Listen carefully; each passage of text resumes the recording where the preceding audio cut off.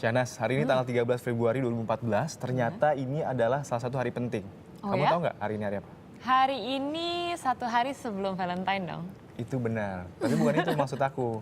Tapi Jadi kenapa ya? maksudnya apa? Kalau orang itu, kebanyakan bulan Februari ingatnya pasti Valentine. Ya iyalah, karena kan Valentine biasanya kita diberi hadiah bagi cewek-cewek gitu kan. Dikasih hadiah atau dikasih coklat. Nah, tapi ini beda, bukan itu maksud aku. Bukan itu ya? Mm-mm. Oh, tapi, saya tahu. Ini 13 Februari ini maksudnya adalah Hari Persatuan Farmasi Indonesia, iya kan? Betul, nah itu dia maksud aku. Nah kamu tahu juga nggak, di tengah teknologi canggih yang sekarang ini nih, ternyata masih banyak loh warga yang masih mengandalkan tanaman obat keluarga. Oh, oke. Tanaman toga atau tanaman obat Betul. keluarga. Nih yang asik ternyata khasiat tanaman ini ternyata nggak cuma bisa diracik jadi obat herbal, tetapi juga ternyata bisa menjadi menu yang lezat.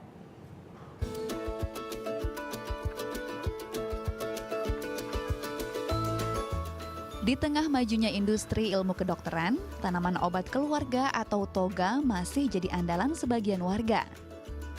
Tak hanya terpercaya karena khasiatnya, membudidaya tanaman obat juga mampu tingkatkan kemandirian keluarga. Inilah apotik hidup Desa Benteng.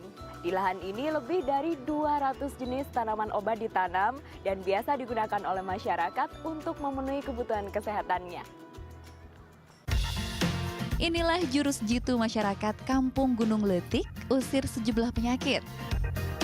Tanaman tradisional yang tak hanya ditanam di halaman rumah tapi juga di lahan bersama milik warga.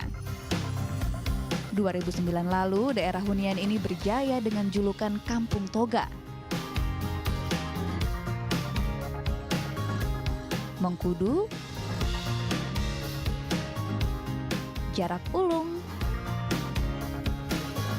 dan kemangi tumbuh subur. Warga percaya memaksimalkan apa yang diberikan alam adalah cara terbaik sehatkan badan. Kenapa alam ini menyediakan berbagai macam tumbuhan kan, ya, supaya dimanfaatkan oleh manusia itu sendiri kembali kepada alam. Nah, jadi supaya manusia ini bisa menyatu dengan alam, maka digunakanlah apa yang ada di alam ini. Siti Juriah punya resep keluarga andalan. Daun sirsak dipetik di halaman rumah sendiri, kemudian dicuci bersih dan dijemur.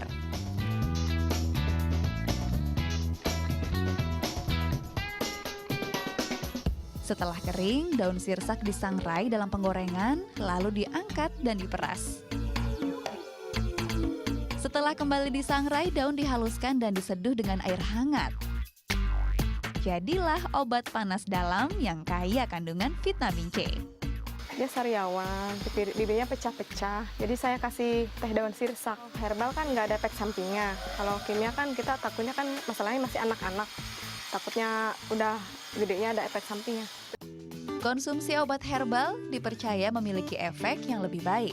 Memang, pembuktian atau penelitian yang lebih mendalam masih diperlukan. Kita lihat zaman dulu tidak ada obat farmasi sintetik, semuanya masih bisa hidup dengan baik berdasarkan alam. Artinya dia pasti punya efek yang baik. Namun kembali zaman saat ini orang ingin ada data saintifiknya. Apa bukti dibalik bahwa zaman dulu tuh banyak yang menggunakan. Khasiat tanaman obat tentu makin mantap jika didukung pembuktian ilmiah.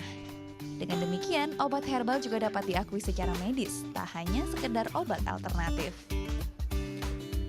Selain diolah sebagai ramuan obat, tanaman di kebun toga juga bisa diolah sebagai teman bersantap. Siang Ibu Sukaryati ya. Selamat siang ya. Ibu, saya mau dong diajari masak pakai tanaman toga. Kita ke kebun. Iya, ayo.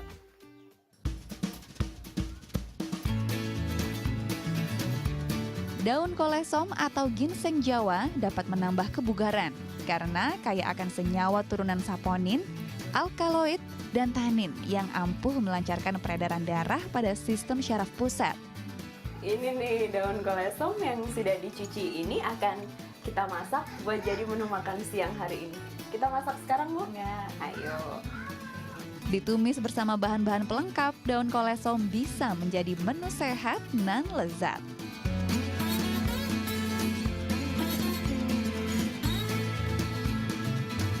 Ternyata rasanya tidak jauh berbeda dengan kangkung, tapi soal kandungan khasiatnya jangan tanya. Sayur ini mengandung banyak sekali kandungan kalsium yang baik untuk tulang dan juga baik untuk ibu menyusui. Ayu Wardani, Tama Gimalaya, melaporkan untuk NET.